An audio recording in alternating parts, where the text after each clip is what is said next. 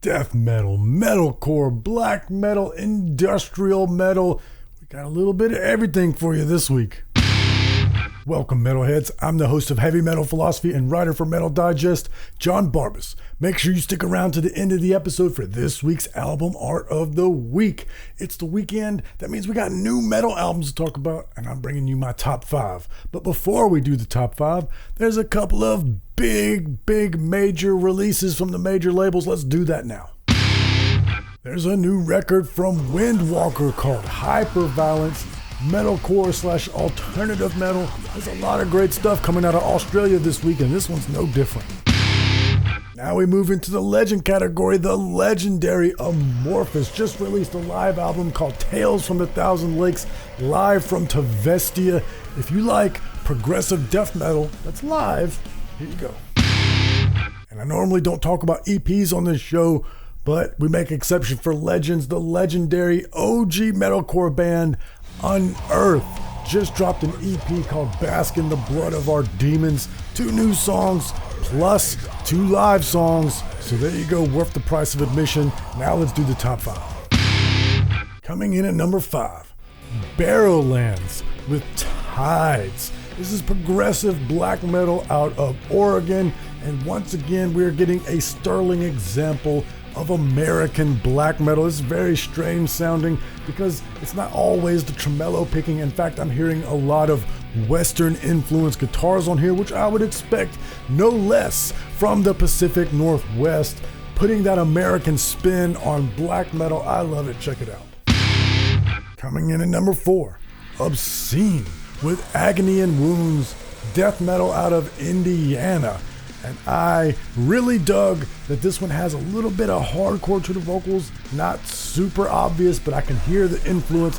And then also, on top of all that disgusting chainsaw riffs, there's a couple of compositional surprises, a trad metal guitar solo here, or maybe a horror movie piano part there. Really spices it up. You'll like it too. Check it out. Coming in at number 3, another great Australian band, Black Lava with the Savage Winds to Wisdom, Blackened Death Metal. I love this one, and it's great because I feel like we've been in a bit of a drought when it comes to good Blackened Death Metal recently, but this one's not just good, it's great. I love that this one is stripped down, but still manages to have atmosphere, thick as fog in a cemetery, without crutching on synths or orchestral elements, and yet still keep the crushing heaviness of death metal. Yeah.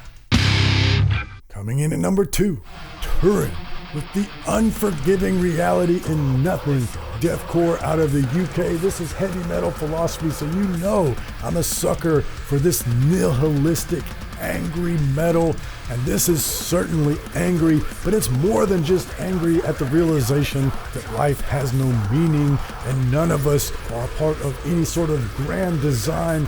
This is not only angry at that, but it's also raging against the dying of the light. It's saying, okay, well, I will determine my purpose. So it's also got strength, not just the sort of misery that comes from nihilism, grabbing life and making it your own.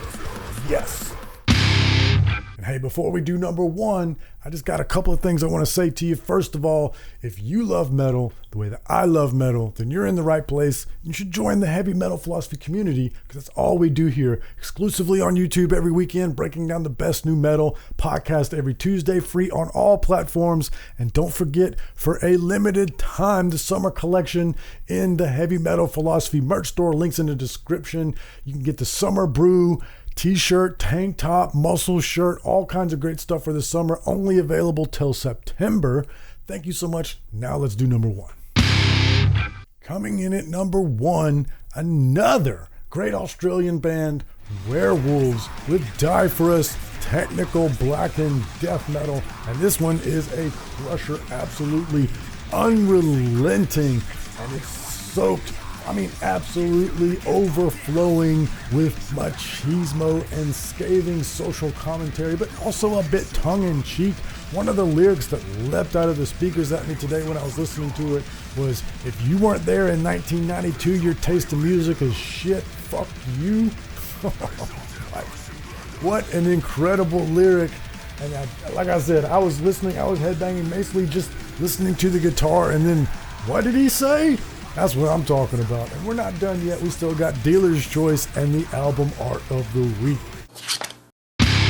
For this week's Dealer's Choice, I am once again taking advantage of the format because this allows me to pick things I normally wouldn't for the top 5. I normally always pick the most crushing, the most brutal stuff, but this allows me to pick some stuff outside the box that I also enjoyed, and I thoroughly enjoyed this one from Voor and Zyda called Bosom. This is like atmospheric post-black metal out of the Netherlands. A lot of this is in a major key, and it's black metal you can dance to. That's incredible. And I always find it funny that black metal is all about nature and returning to nature and misanthropy, but aren't we a part of nature? And is there anything more natural than a mother's love? So that's something you can return to nature to as well with this album from Voor and Zyda.